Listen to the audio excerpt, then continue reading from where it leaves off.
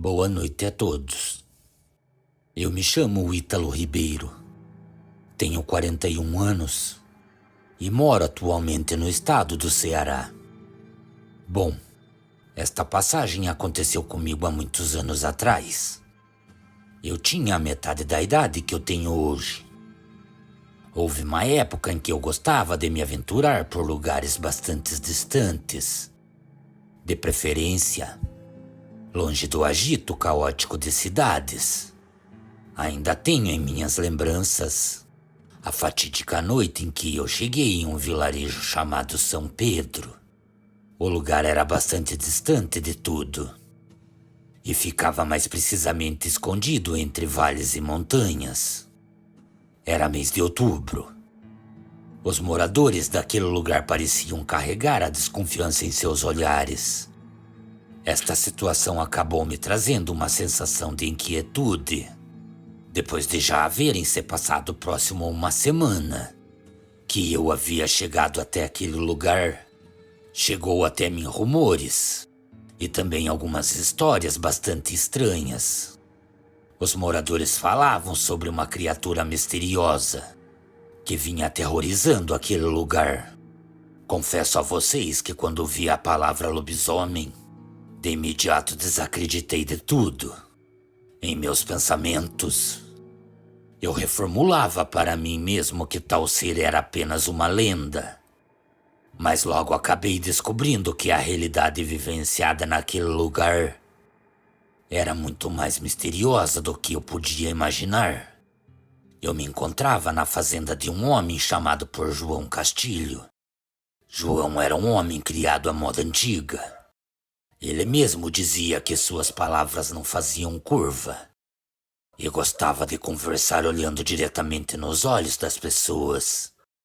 Apesar de parecer ser um homem bastante rude, ele possuía um bom coração. Durante uma tarde eu estava sentado à varanda de sua casa e olhava o gado ao longe. O clima era fresco e tranquilo. Lembro-me de João chegar ao meu lado e se assentar. Então, depois de ter passado alguns momentos de prosa, ele acabou puxando o assunto sobre os acontecimentos que envolviam a criatura. Todos acreditavam ser um lobisomem. Ele dizia que seu fiel amigo, o cão Max, havia sido morto de uma forma brutal e seu corpo, de certa forma, teve que ser juntado com um mapá, pois o pobre animal se encontrava completamente esquartejado. Havia partes do pobre cachorro por todos os cantos da fazenda. Era custoso ouvir em suas palavras ele dizendo que viu as marcas de mordidas que quebraram o crânio do cachorro. Mas confesso a cada um de vocês que, mesmo eu sendo incrédulo, suas palavras congelaram o meu sangue. Conforme os dias vinham se passando, não havia uma única manhã que os moradores não viessem relatando incidentes semelhantes. A família Silva perdeu sua única vaca leiteira e o senhor Antônio teve seu galinheiro destruído. E desta vez, eu acabei vendo a devastação nos olhos destas famílias, e o que acompanhava seus olhares era a sensação de impotência. A curiosidade sobre os acontecimentos que vinham ocorrendo acabaram me levando a investigar os acontecimentos.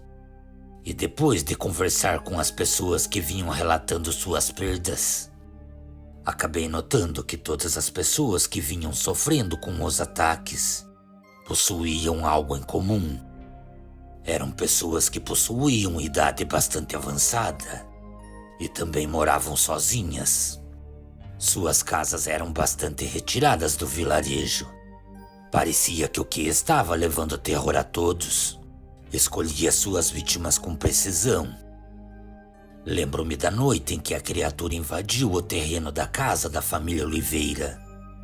Eu estava lá de prontidão, escondido e observando em meio ao breu daquela noite. Ainda tenho a lembrança de ver os animais se agitando. Parecia que eles estavam sentindo que algo ruim estava se aproximando. Não demorou muito para que eu conseguisse ver uma grande sombra negra que parecia se esgueirar ao lado da cerca que demarcava aquela propriedade. Lentamente, o que parecia se esconder em meio ao breu da noite tomou a direção da casa daquela família. E com a ajuda da lua que se projetava alto no céu, eu conseguia ver um ser que possuía pelos acinzentados por boa parte de seu corpo. Aquele ser passou a espreitar a janela do quarto da pequena Maria. Naquele momento eu ainda acreditava que se tratava de um grande cachorro.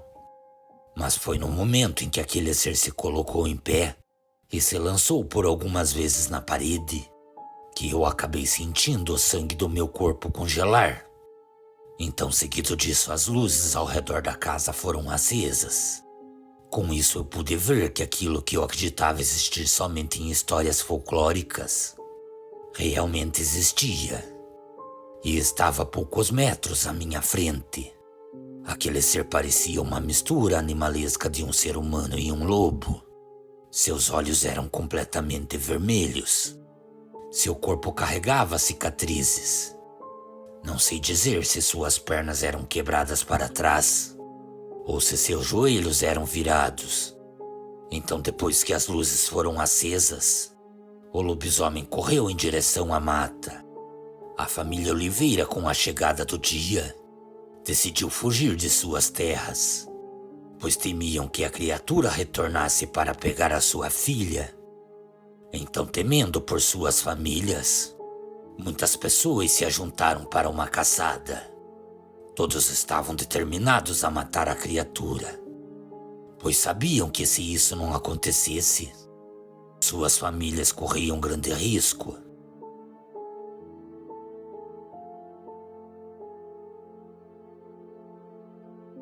Eu acabei me ajuntando àquela equipe de caça. Boa parte dos homens carregavam rifles e lanternas, e estes fizeram a frente em meio àquela floresta na caçada. Confesso que o que mais me levava àquela situação era a curiosidade, mas também me encontrava determinado a ajudar aquelas pessoas. Naquele momento, todos nós que estávamos naquela situação, todos ali procurávamos por pistas que pudessem nos levar até a criatura. Então, passado alguns minutos, todos nós passamos a ouvir barulho de algo que parecia correr muito rápido ao nosso redor. No mesmo momento em que o barulho era ouvido de um lado da mata, também já era ouvido na outra extremidade. Parecia que estávamos cercados por uma grande matilha. Naquele momento, todos nós que nos encontrávamos naquela situação, nos tornamos presas fáceis. Foi então que eu acabei avistando aqueles olhos vermelhos brilhando em meio à mata. E no momento que avançamos em direção ao lobisomem, eu já não sei mais nada o que aconteceu. Minha visão foi escurecendo e tudo foi ficando borrado. Eu ouvia bem ao longe os homens me chamando pelo nome, enquanto os outros abriam fogo. Então somente no outro dia eu acabei acordando em um hospital. Meu corpo estava todo dolorido. Parecia que eu tinha levado uma surra. Em minhas costas haviam cortes que precisaram de pontos. A equipe de caça havia sido encontrada, mas ninguém sabia dizer nada sobre a criatura. Até onde se sabe, o vilarejo São Pedro continuou sendo aterrorizado por longos anos por este ser. Eu não sei dizer se esta criatura foi capturada ou morta. A única coisa que sei é que nunca me esqueci daquela noite. Naquele pequeno vilarejo, o sentimento de segurança e medo predominava. Eu me chamo Ítalo Ribeiro e sou a prova viva do terror vivenciado no vilarejo São Pedro. Diferente do que muitos pensam sobre o mundo sobrenatural, a verdade é muito mais sombria do que qualquer lenda. Cordiais uivos a todos. Boa noite.